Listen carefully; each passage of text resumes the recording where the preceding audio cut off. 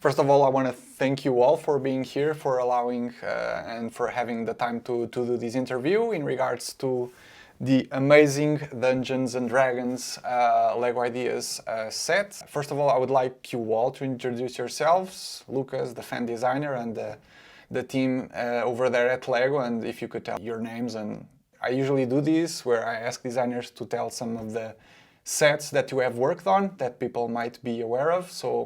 But yeah, Lucas, let's start with you. Hello, I'm Lucas. I am the fan designer of the Dungeons and Dragons set, and in daily life, I'm a game developer making landscapes for games. And yeah, it's been incredible to be a part of this adventure, and I'd love to tell you more about it.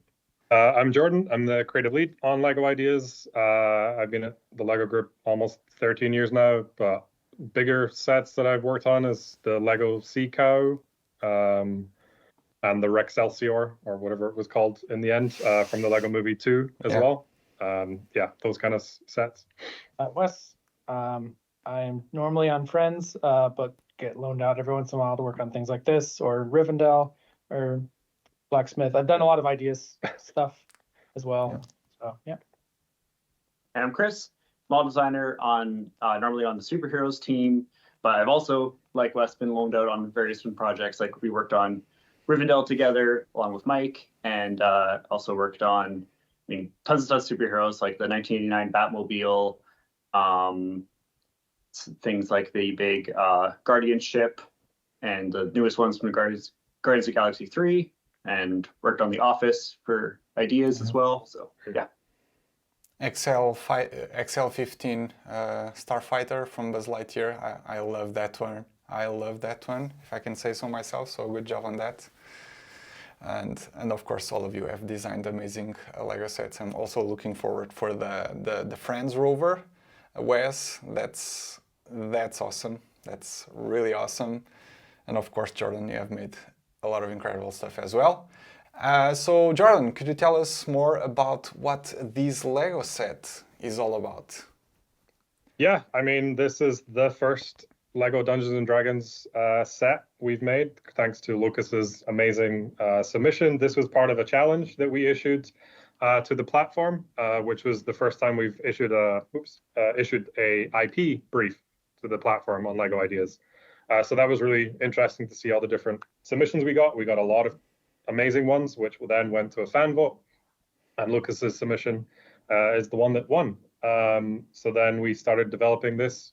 And I'm a huge Dungeons and Dragons fan. So I play a lot in my spare time. So this is kind of a dream come true, working on this set, or at least leading this set, while I had some awesome designers working on it as well. But what's also really special is we got to work with Wizards of the Coast and co-create a story with it, which we've never really done for a set on this level. It's a fully playable 18+ model with a campaign that comes with it. So it's been really awesome to see it all come together. For sure. And I'll be asking more about that aspect of the set, because I can still wrap my head around, like, how is it to develop both a LEGO set and a game at the same time, but more on that later on. For now, I would like to ask Lucas, how was it like when you knew that your submission had won, and how does it feel now, like seeing the set like about to hit the shelves worldwide? How does it feel? It feels surreal. It felt incredible to get that news. I was in a restaurant with a friend, and then suddenly you get an email saying you've won the competition or the challenge, and yeah, I just screamed. I went outside for a for a little scream of a dance. But it's been it's been like a dream. Like Jordan was saying, it's not just D&D, but it's D&D and LEGO, and it's combined. And the idea that I submitted was made into an actual set, and then still when it feels unreal until the point that you actually see it on a table and it's physically there in front of you, and that was truly special. And then now it's not in the stores yet, and I haven't built it myself yet, so that will be another beautiful moment, I think. For sure. How involved were you during the design process, if at all? I was involved for sure. Initially, the design that I did was obviously an idea and a sketch, and Lego designers have a very different challenge than I had. So I got to see the model regularly. Jordan would show me the model, show me the updates, the changes that they made, and we talk about them, talk about cool ideas, and those were also implemented sometimes. So it was really nice to collaborate with them and leaving them to do all their magic work on this beautiful set. Awesome. And for the designers, what were specifically the roles that you each had in designing this set? So I primarily focused on the dragon first. That was kind of the main reason Jordan asked me to help out with this one. Yeah. And then that kind of spilled over to some more of the creatures. Some of the best that I've seen, if I can say so myself. So good job on that. Yeah.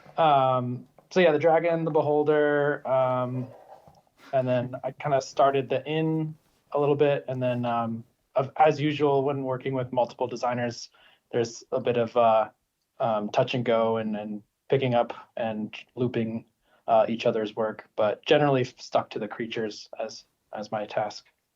Cool.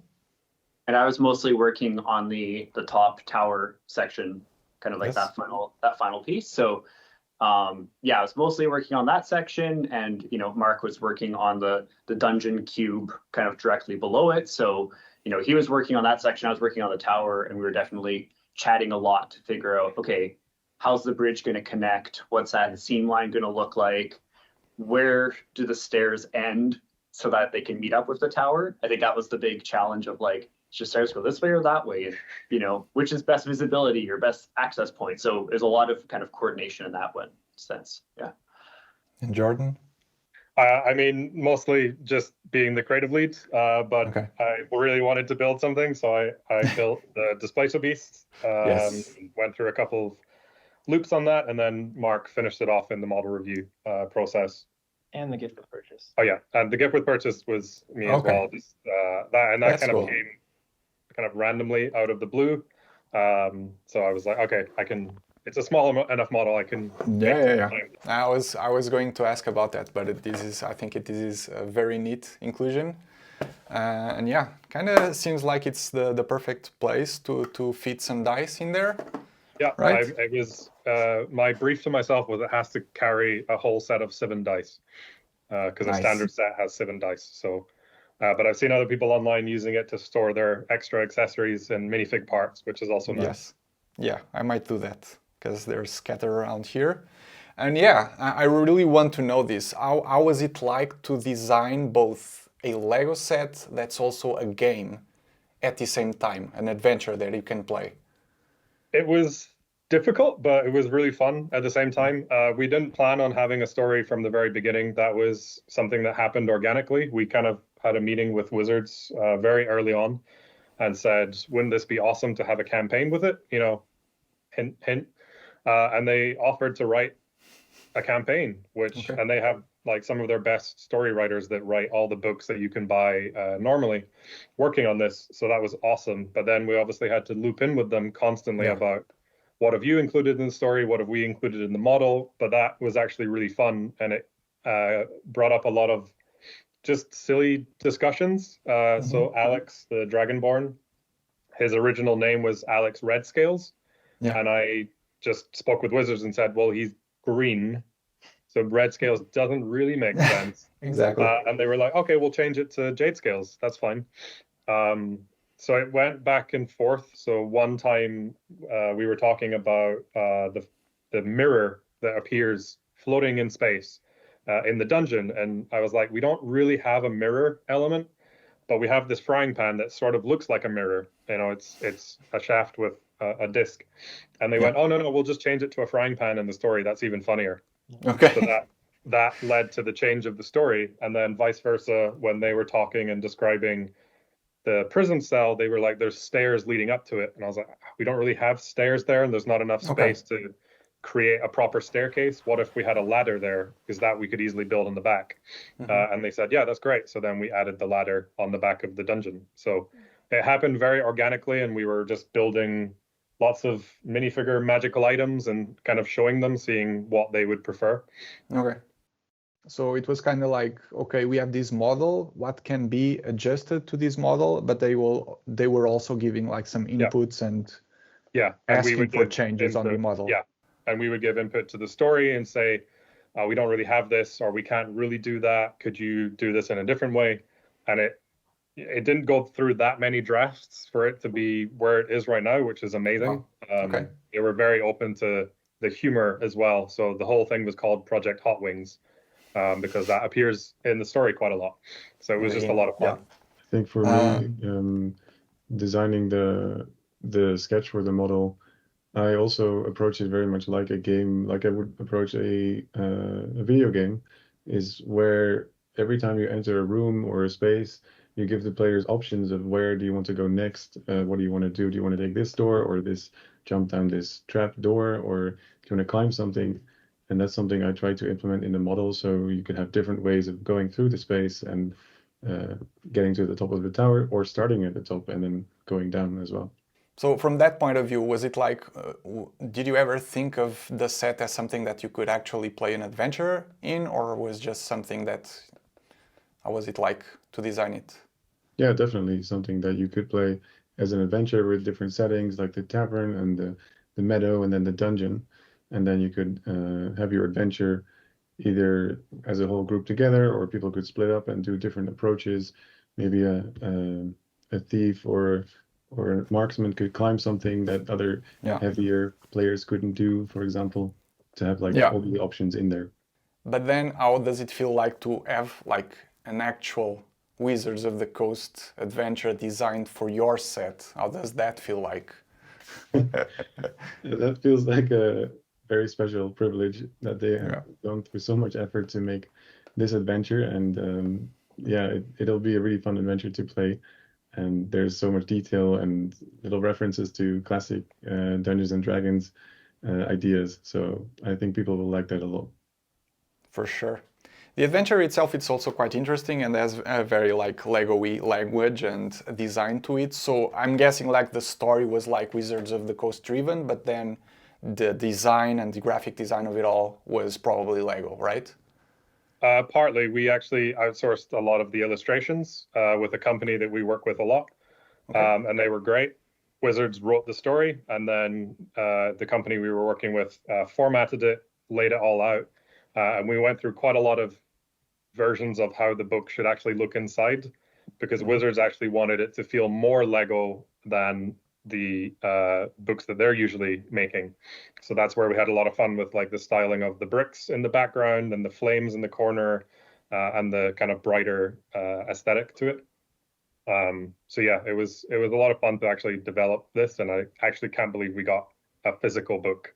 I was like, if we only get it digitally as a PDF, that's more than enough. But this is really special. I think it is. And for me, I still think that it's amazing that the Lego set is actually an adventure. So how did that impact the design? Because I'm not a D&D player myself, but from what I could research and what I can understand, it's you actually need to be able to see the places, to see that where the places where the action takes place. So I'm guessing that's part of the reason why there's like an open back design and how you can split the old modules. But could you tell us more about like how that affected the way this Lego set was designed when compared to like regular Lego sets, let's call it that way? Yeah, I mean, Lucas's model was open back as well, so we wanted to keep that so you have places to get in. If you're playing D&D kind of traditionally, you would have a grid and 5x5 grid where you can move your characters and you can see range. It's a bit like, you know, playing Warhammer and things where you're measuring tape and things like that, and dice, obviously. But if we were to do a grid system, it would have completely ruined the look of the model because it would have become very square. So we approached it more like an interactive story where the model is your reference or your centerpiece, but you can still take things physically. So this should hopefully allow for more people to get into Dungeons and Dragons because you're not limited by the rules. You can just kind of, we call it the rule of cool. Just if you think you can do something and your dungeon master allows it, then you can do it. If you can see an item there that you can take it. And when you see the game night that we filmed with Lucas and some of the influencers, you kind of see how a game can play out using the Lego set, and it is really fun. It's kind of got that Lego twist on it, so that's why it's really kind of interesting. In terms of design, probably not that much for the models and the creatures, but The modularity. yeah, besides the modularity, and that was one because of the story, but also just for moving the model. But it's nice that it's split in modules that also link to the booklets. So book 1 is the tavern only, and if you want, you can build that and then play through that part of the adventure. Then you can move on to book 2, which is the meadow and some of the dungeon, and play through that, or you can just build it all at once and then play through it all. So it really does allow for that modularity and potential expansion if people want to, take this and build the next part of the adventure. Like the inn, for instance, like if you're playing like with a full mini terrain and everything, like that, you might actually have something like this that you would then place on the grid map and then draw where the bad guys and stuff are. So you could still do that, is like take sections of the model and put it on a D&D grid if you wanted to still play that way. Yeah. So can you actually just pick up the set and pick up the adventure guide and play, or do you need like extra stuff? Because for instance, like the dice aren't included. Was there ever a consideration for making like Lego dice? It was talked about, but it's very difficult. We've done the Lego dice before, the 6-sided one, and that was pretty chunky, but you need 7 different dice for a Dungeons and Dragons, or 6 different dice for a Dungeons and Dragons campaign. So trying to make all of those would have been just insane, and also just huge because of how many facets they have. Which is why I'm really pleased that Wizards of the Coast wrote rules in the adventure book for how to play this without knowing how to play D&D. They kind of simplified their own rules, where you can play with a coin or rock, paper, scissors, or however you want to determine success and fail. But you do need a group of people. You need a dungeon master and players. It could just be one player that you're going on the adventure and you control all of the characters, but you still need someone to kind of tell you the story and interact with it. But it should hopefully be a lot more approachable for new people. But if you know D&D and you're used to playing it, it's also really fun for those people who are really into all the rules and things. It just gives them a different medium for it. As for creatures, what was the decision making behind like choosing this creature over another? I think like the dragon is like pretty obvious, it's in the box, in the name of the game and all, but as for the other ones, I don't know. I'm pretty sure like lots of concepts were considered, but what made the ones chosen? We had a lot of creatures in the beginning. We needed a dragon, obviously, and of course it changed to red. Fortunately, Lucas submitted a red dragon as well in another image, which was nice. But the red dragon is the most iconic. It's the logo. So that was, discussion with Wizards why we wanted that. Lucas had a beholder, so we needed a beholder. That's also a really iconic monster. Owlbear, Mimic are both very iconic. Gelatinous Cube is very iconic. Yeah. And then it was then a discussion with Wizards of the Coast on what smaller creatures could we include that are fun, that we can easily kind of represent in Lego form, because a lot of them might require new molds or something. And we had talked about a roper, which is basically a rock with tentacles and a mouth, but there wasn't really a cavern or space for it to be placed. So we went with the Displacer Beast, and that links to the story in a more fun and humorous way. But we had, ice toads before. We had water weirds, which are like water spirits. We had rust monsters. We had a lot of small things. But of course, we have Lego skeletons as well, because we love skeletons, but we just of course equipped them with a lot of magical items that you could loot. And giant spiders. And giant spiders, which for a minifigure are regular spiders, but yes, you can use them as giant ones. Yeah. And then the myconids were also a fun addition because they're creepy cute. That's how I like to describe the myconids, is they're really cute, but also really creepy at the same time. It also worked Exactly. as a really nice pop of color in that area. Yeah. Which was really an Yeah. added bonus for those guys. Under the reach, for sure. And And I a lot saw of, I these. think a lot of the, oh, sorry, Lucas. I saw all of these creatures come together in one of the updates, and I thought, are we really going to have this many creatures in this set? Because that's so many, and that's so cool. And they actually pulled it off and managed to put all of them in the set. So I'm very impressed by that, and the options it will give the players to build and also to encounter. Yeah. Maybe not all of And- them are evil and aggressive. Yeah. Some of them Yeah. could be friendly. And Tiago, even if you've not played Dungeons and Dragons, this would be a very difficult dungeon to get through with this party because of how many creatures are here. Exactly. I don't see many parties making it out of this. Yeah, somebody was commenting about what kind of level is the adventure. I really don't know what they were meaning, but could you tell us more about that for the experienced players? In the booklet, the characters are level 5, which is it goes up to level 20. So level 5 is a good starting point, if not a little high for a starting point. But most of the creatures are much higher level than that. So you have to be very clever with how you avoid the encounters. So it's not all about fighting and killing. It's, Yeah. being creative and finding different ways of avoiding combat by maybe luring something away and then escaping around it, or just talking to things, because there's ways to talk to creatures in D&D as well. How is this also a Lego set for Lego fans, not D&D fans? Because I can look at this and see it as like a medieval Lego set of sorts. So was there any consideration in regards to the design or how to develop the model, taking that into account, like for people that are not into D&D? I would say so. I mean, I don't think we added anything that takes it away from being just a cool Lego set, right? Like, Yeah. I think any time that we were making details, it was just like, okay, how can we add as much as possible so that if you want to interact with it or do something with it when you're playing through it, you can. Mhm. But otherwise, it's just visually a cool detail, or just, for normal mini-big role play. So I think it's like, everything kind of still just ties into how we would normally do a big Lego set like that. And like, the creatures are Dungeons and Dragons creatures, most of them, but they could also just be fantasy creatures that you encounter in a medieval kind of world. So yeah, I think it can definitely work as a castle set. There's not like a big D&D logo anywhere, like on a Exactly. deck or anything. I think not doing the grid system was like Yeah. the big draw, right? Like that's where we kept it as more of like a classic Lego set in that sense. And the creatures, like for D&D, are usually like, miniature models to showcase, okay, this is the monster that we're fighting right now, but there's actually some play with some of these creatures, but not as much, I feel, as you would see on like play sets. For instance, like, Ninjago dragons seem to be a lot more, more joints and more movable. So does that also affect the design of the creatures in any way, Wes?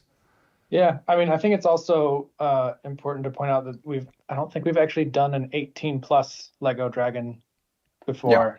Not that this dragon on its own is 18 plus, but the tone of voice.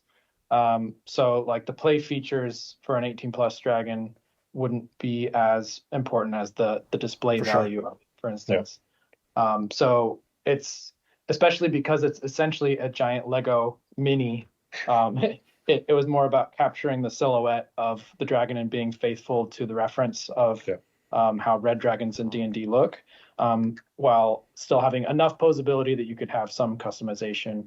But yeah. And so that we could prop it up on the bridge and tower. I think that was like the main thing, was like really making sure it has a good spot that you can place it on the model that was easy enough to do and take off and put back again. You don't have to balance it, right? Yeah. And all of the dragons in D&D are very unique. Like the blue one is very different from the red, the green, and everything. They all have unique head shapes and horns and things. So that was the most important thing for Wizards of the Coast that we captured. And one of the main comments was make sure it has thumbs on the front legs, because red dragons have the thumbs, which is why there's the little kind of claw on the back. Okay. And Chris, how was it to design like a tower that castle fans would probably love to see as a whole thing, rather than a broken down one. Yeah, it was good. I mean, it's nice because like having the little bit of broken down part allows it so that you can actually access and see what's Yes. going on, right? And so I think that's a little bit part of like the storytelling as well, as we're trying to figure out like what does this tower look like when it's fully intact, and now it's these ruins. Like, so we're trying to imagine like, okay, where was like another like battlement that kind of like fell off? How did it fall off?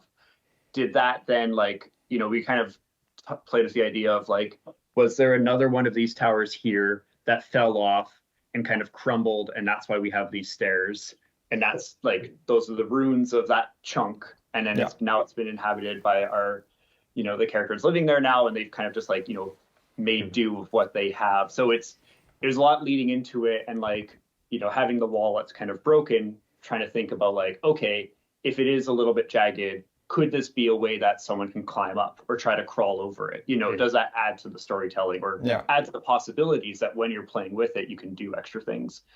It also was trying to make that good channel for when we're posing the dragon.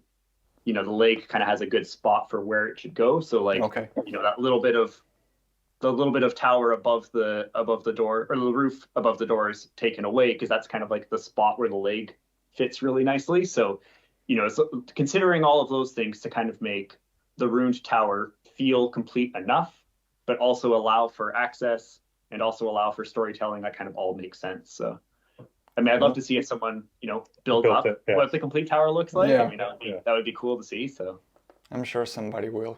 I think we're running out of time, so I wanted to thank you all for taking the time for the interview. I also wanted to say that I liked how Jordan started this interview by saying this is the first Dungeons and Dragons Lego set, and I won't even bother to ask if there will be more, because I know what the answer is. Yeah, the mimics the second one, and there's a minifig series which was announced as well, so everyone knows that's coming. Okay, that's cool. But you know, Lego Ideas, we always do one-off sets. Yeah. But who knows what will happen? We don't know, you know, what the future holds. So exactly. There's been cases where like the Ghostbusters car turned into an Icons kind of model, and then like space stuff as well. So there's hoping for Dungeons and Dragons fans, I guess. There was a lot of people like really excited about this and the possibilities of expanding this, the possibilities of maybe having more Dungeons and Dragons inspired Lego sets. Myself as a Lego fan, I really love this. I really love the fact that this was also an adventure in itself, and I was trying to wrap my head around how must have been like to design such a thing. So yeah, kudos to you all. Thank you so much for taking the time for this interview. One thing that I mentioned on the roundtable that I wanted to make clear, just because it's kind of funny, the door was designed for this set. The new tavern door was designed for this set. And the medieval market was releasing a little bit earlier, so it made sense to also kind of put it in there. But it was designed in the Lego Ideas project, just because it's fun. And there's 7 of them. There's seven of them in total, so it's a nice new piece to get. Yeah, and then the wings, and besides that, was there any other new piece? I don't think I could spot any. The elf wig was made specifically for this as well, because we've never done an elf like person of color in minifig form anyway. We've done one in Lego elves, so the minifig one, And the Dragonborn's head, right? That was from video, so that was a couple of years old, but we reactivated it. But we were we were on video at the time, and we actually used it as a Dragonborn when we were making minifigures before. But now we got it in green. Which is kind of funny. And the green was sort of a link to Lucas's original model, where it had a green dragon. So like, let's put a green dragonborn in to sort of have that little connection. Yeah, that was a connection to 1993 with the first Lego Green Dragon. Nice. I know, come full circle. Just like Lego, all the connections. Yeah. Wow. I think that's the perfect spot to end it. Thank you so much. Thank you so much, guys, and until next time.